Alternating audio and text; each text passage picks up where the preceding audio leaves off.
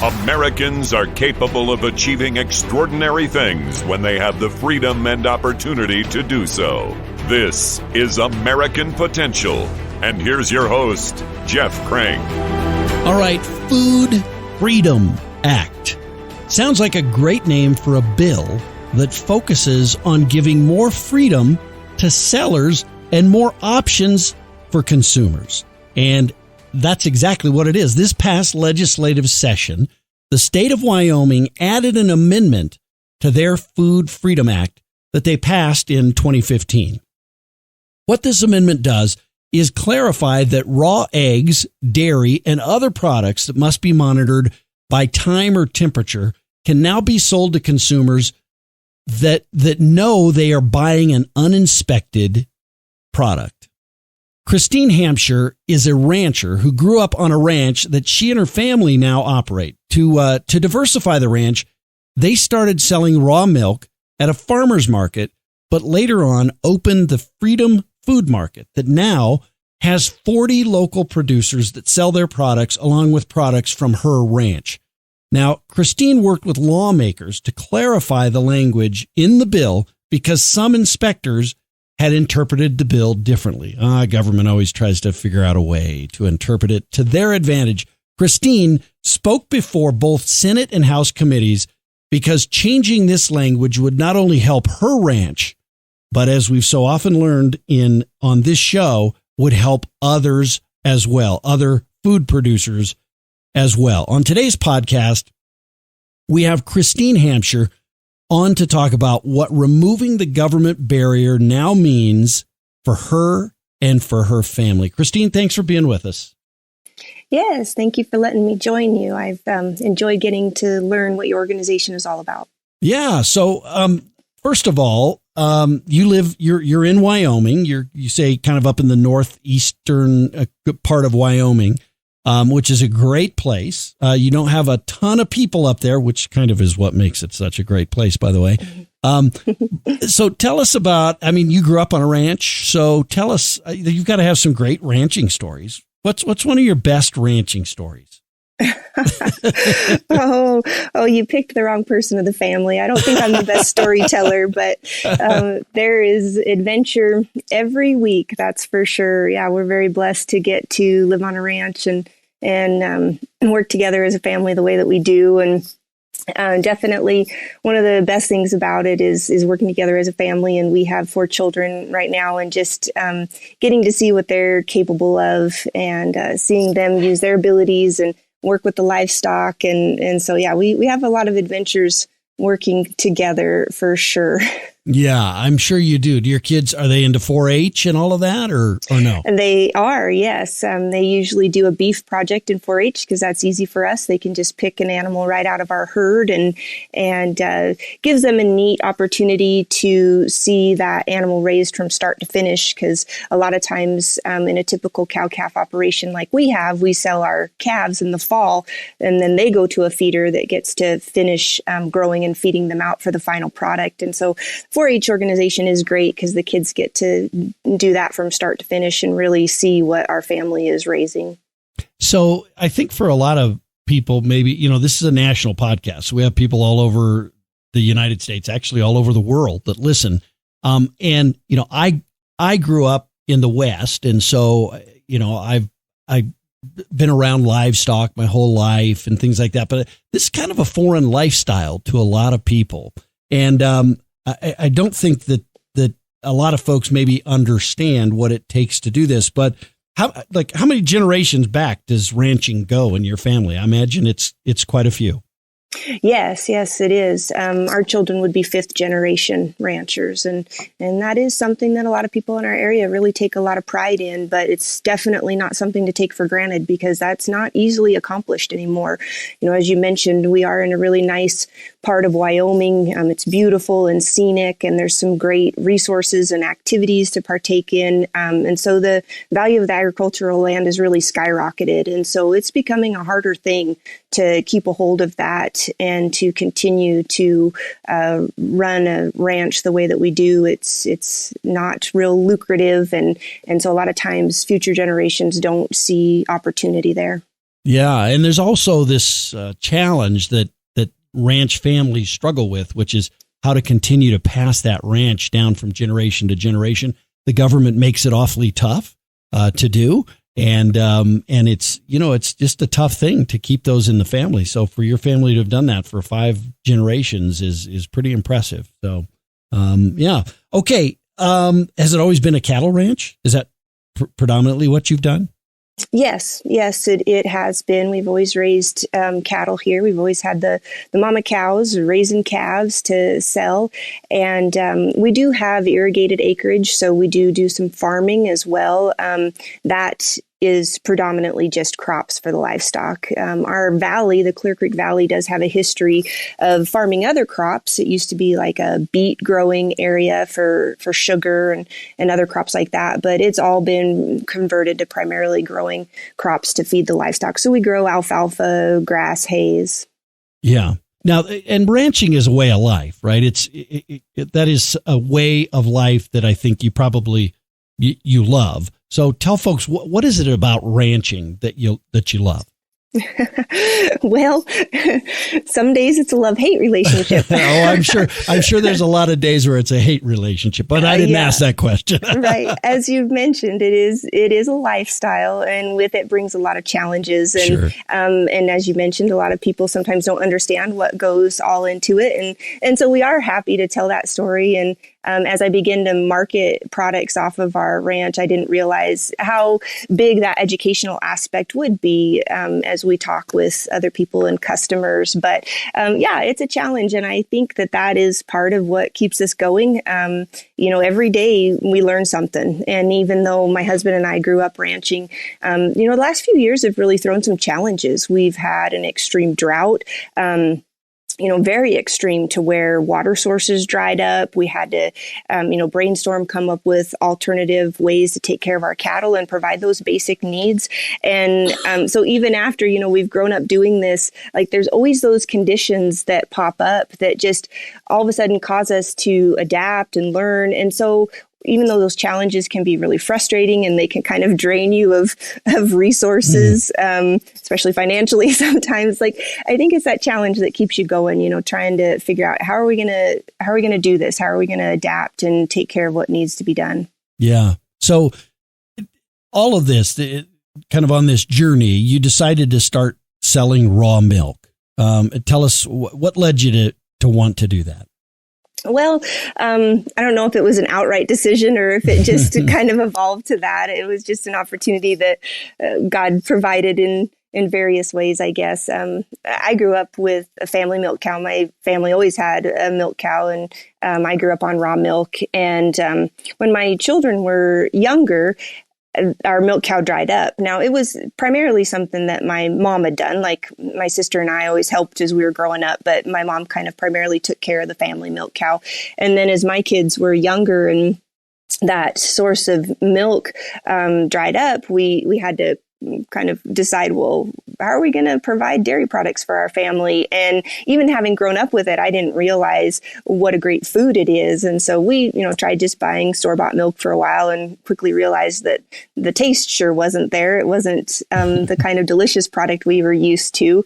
And so we finally broke down and I bought my own milk cow and took over that responsibility 100%. And then word just got out, like friends started asking, do you have extra milk? And as that grew, then I became more curious about what I was doing, and I educated myself because I just really didn't realize what a great food it was. And so as I began to share that with other people, I really dug into what kind of a nutritional source is this? And that was fascinating to me, the way that it's a complete food and it's so nourishing and often helps with so many different health issues as well.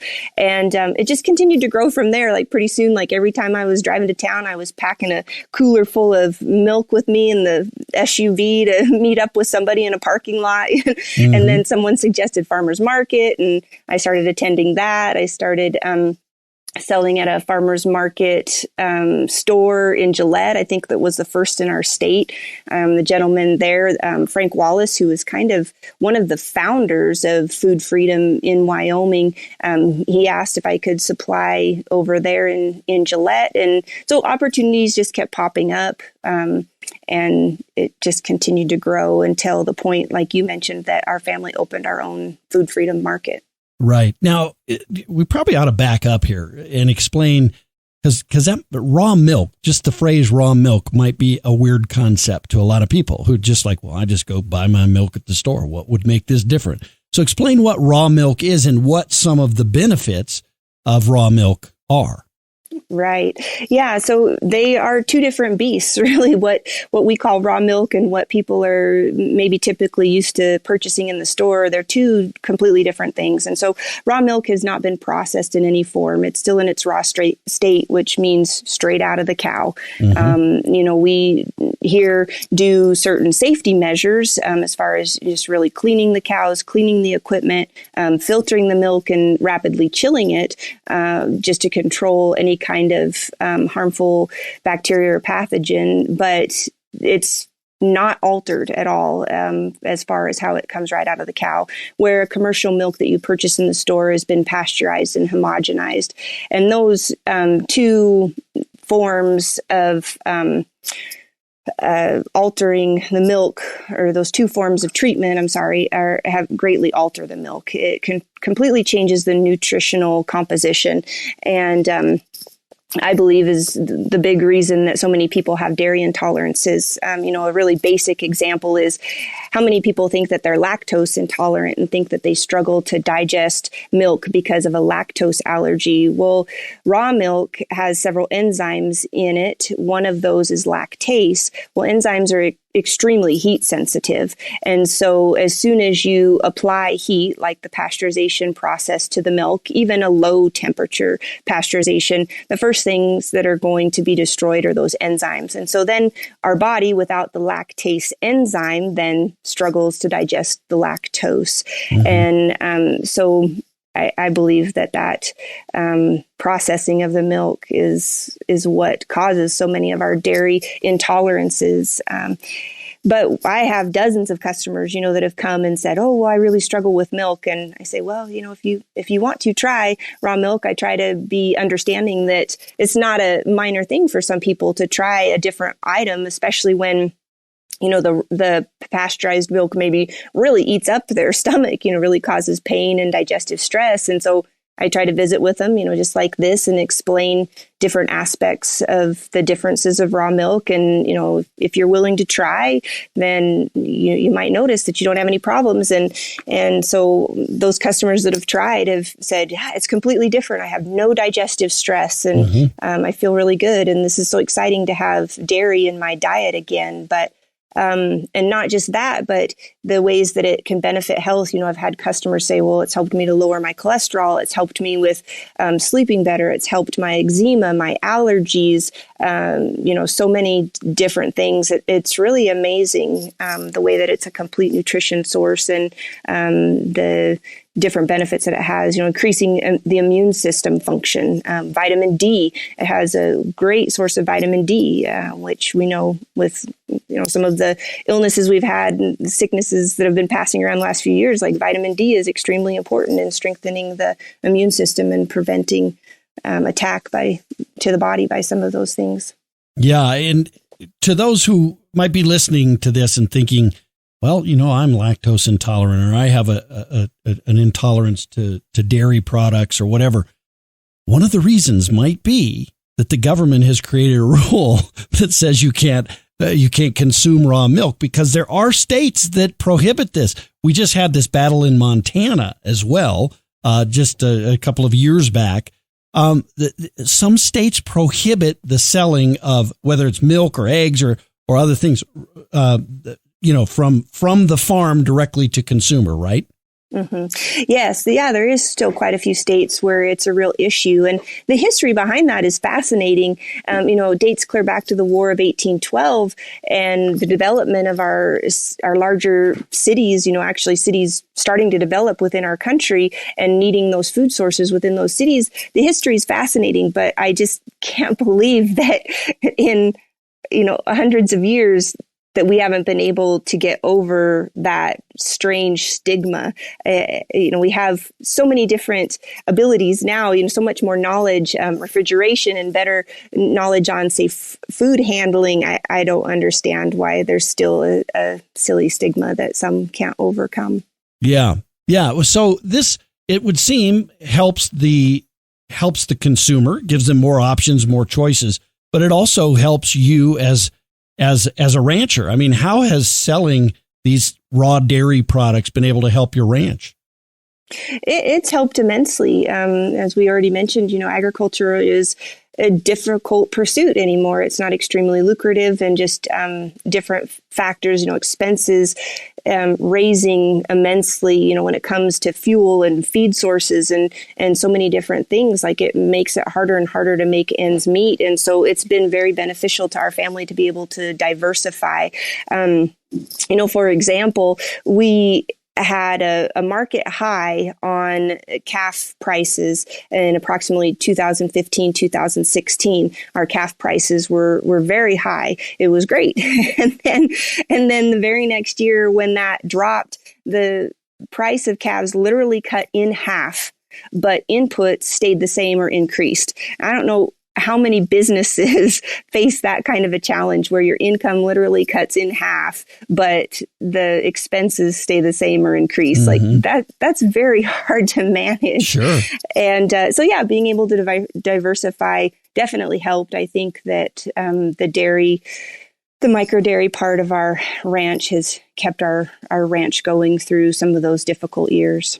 Yeah. So before 2015, when the Wyoming and you passed the Food Freedom Act, before 2015, what was it like? You couldn't sell this at all?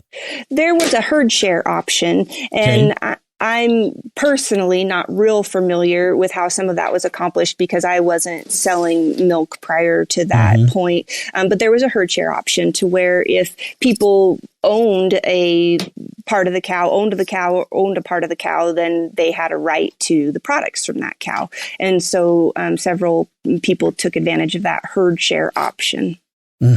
So but there's lots of other states, and I'm sure you're not an expert on all the other states, but there's lots of other states that don't allow this at all. Isn't that right?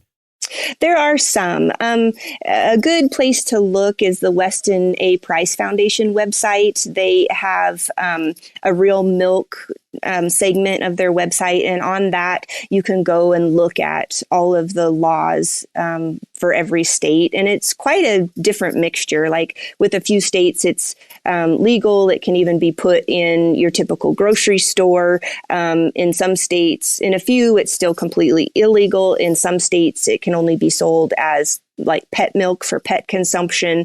Some states you have to go directly to the farm to pick it up. It can't be sold off farm. So there's quite a variety of different laws.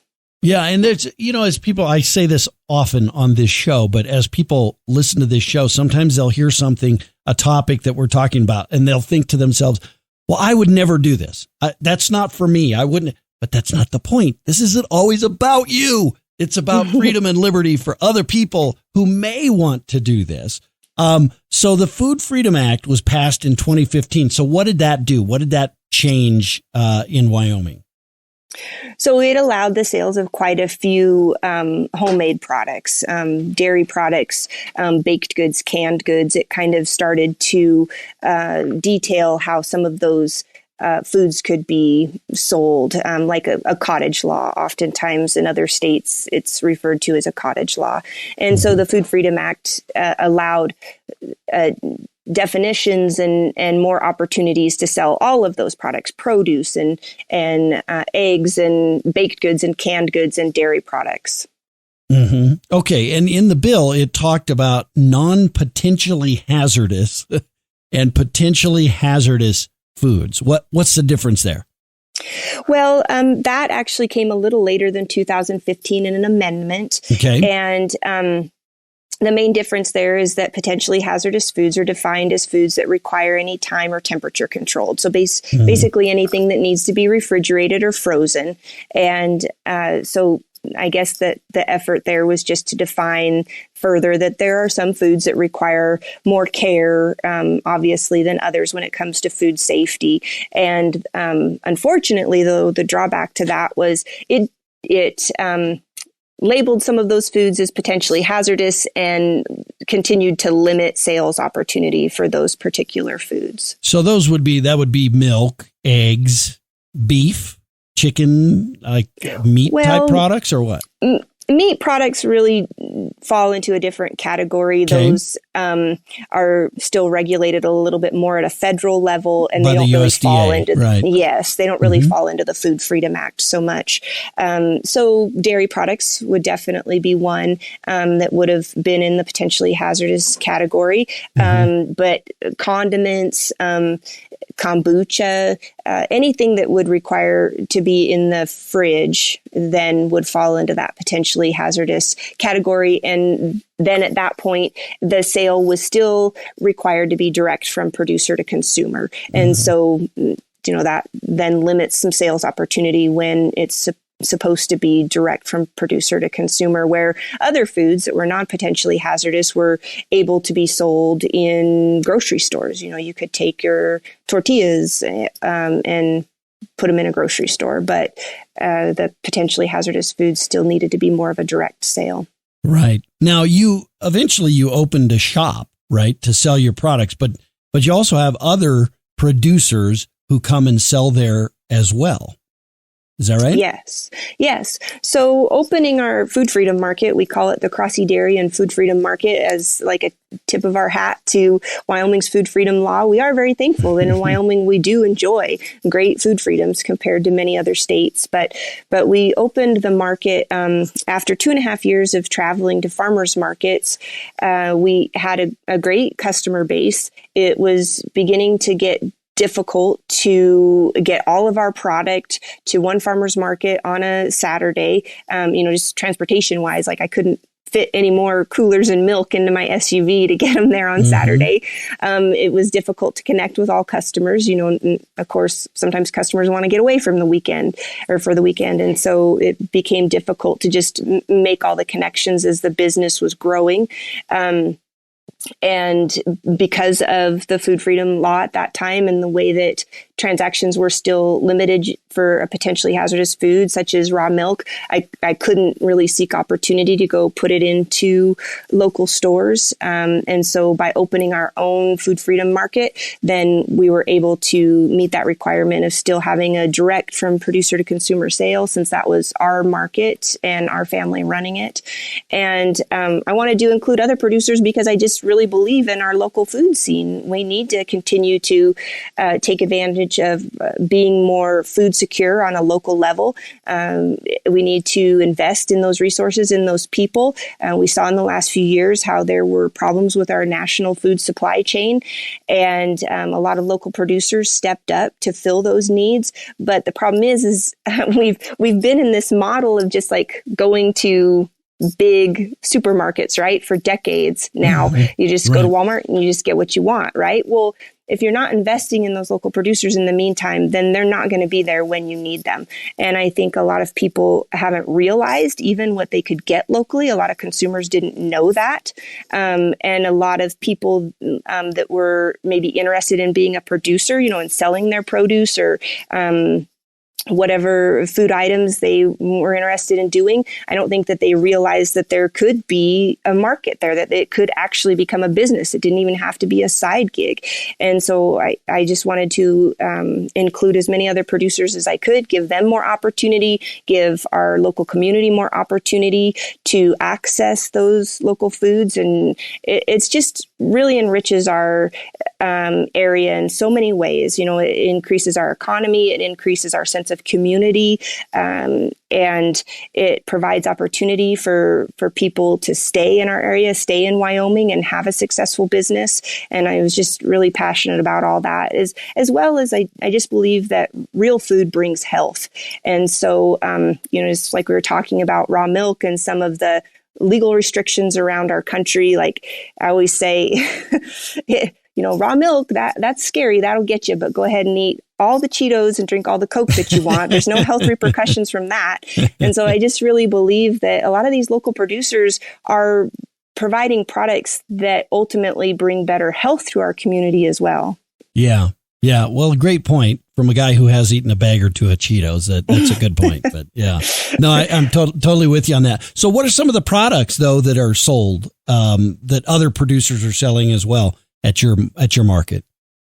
Oh, we have such a great variety. I always kind of struggle to remember it all. But of course, we have lots of canned goods, jams, jellies, sauerkraut, garlic. We have salsas and lots of produce. We have a great grower, Papa Joe's Produce, in our area that has hydroponic greenhouses. And so he grows beautiful lettuce. Another great thing about local foods is that oftentimes people are getting a better value for their money too. It's grown right there. It's fresh. And so unlike something that you bring home from our typical big supermarket that spoils within a few days, these items last weeks. The hydroponic lettuce is beautiful and holds up really well. We have kombucha and other fermented items that, again, offer gut health. We have some local flours and grains, which are really wonderful because, again, there's a health aspect there.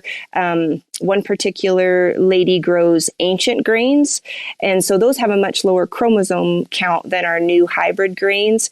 Again, it seems to be causing better digestibility for people, sometimes avoiding like gluten repercussions to the digestive system. And then also the grains are then stone ground, and that more natural process of stone grinding continues to offer a better product. It doesn't degrade the flour as much. It doesn't kind of compromise some of the nutritional value, and again, helps with digestibility. So we have some really great grains and flours, locally roasted coffee. We have a lot of baked goods. Sourdough breads are really popular again, because that sometimes is better for digestibility. We have locally raised meats, lamb, goat, pork, and beef. It's such a great variety. Sometimes I struggle to remember everything. Yeah. Well, that's pretty amazing. I mean, it's not a raw milk store, that's for sure. I mean, you offer a lot of different things, it sounds like. Yeah, there is a really great variety. Right. Well, and I want to point out again, I mean, this could all be prohibited by government if government chose to do it, and in some states kind of does limit this kind of stuff. And this is what this is about. Again, this may not be something you want to do, but there are lots of folks out there that look at this and say, man, this is just what I needed. And maybe their health has been changed or altered because they've been doing this. And so that's why this is important. That's why liberty is important, and freedom is important, and food freedom is important as well. What advice, Christine, would you have for someone who's kind of run into like a government imposed barrier like this? I mean, lots of people run into stuff like this and they just go, oh, well, I guess I can't do it. Too bad for me. And they go off in some other direction. That's clearly not what you did. But what advice would you have for people when they meet up against something like this? Right. Just to tap into all of the human resources around you. Like first for us, it starts just with myself and other local producers. Like I've got great local producers that I work with. And so we get together among ourselves and we analyze, what are the strengths or weaknesses in our area for us to market local foods. And so that's a great spot right there. We just group together as local producers first. And then we have some great organizations that we start to meet with as well. Our local Powder River Resource Council has been very supportive of local foods. the Wyoming Food Coalition, and then it just keeps escalating. You know, you need to really get to know your local representatives, your local politicians, and so that was very helpful for me. Just don't give up, I guess. Just keep asking questions, keep meeting people. One connection leads to another. But I just kept asking questions. I kept reaching out to my local representatives until I got some of the answers and assistance that we needed. All right. Well, Christine, thank you. Christine Hampshire, a Wyoming rancher who decided she just wasn't going to sit back and let the government make the decisions for her, and that this was something she wanted to do. And I mean, you've built a great venture here, I think, in doing it, and you've helped give freedom to a lot of other people as well. And that's what's great about the story. It's not only you who benefited, as so often we find is you're out there making a difference for a lot of people. So thanks for doing that, and thanks for joining us. Yes, thank you. I appreciate your time today. All right, great. By the way, if people want to know more about this, is there a website or anything that they could go to or find more about this issue? Our Crossy Dairy and Freedom Foods Market does have a Facebook and Instagram page that you can find us on. Okay, great. Awesome. Well, thank you. I appreciate it. Look, if you'd like to get connected with an Americans for Prosperity state chapter, be sure to email me at jeff@americanpotential.com. You can follow this podcast on Facebook, on Twitter, on YouTube. Stay connected with us. And by the way, if you have a story, much like Christine has, or some of the other stories that we've highlighted, and maybe it's you, maybe it's a friend, go to our website, americanpotential.com. You can fill out the share your story section of that website, and we'll take a look at that. Just had someone the other day who did that with regard to veterans. One of our stories or shows that we did, the episode last a couple weeks back, where we talked about veterans and some of the issues that they're having. Got some great information there. We passed it along to Concerned Veterans for America. That's how this is supposed to work. So go to that website and fill that out if you know someone who has a great story. Thanks for listening to American Potential. Thank you for listening to American Potential. You may listen to more stories from Americans working every day to expand freedom and opportunity in their communities by visiting AmericanPotential.com.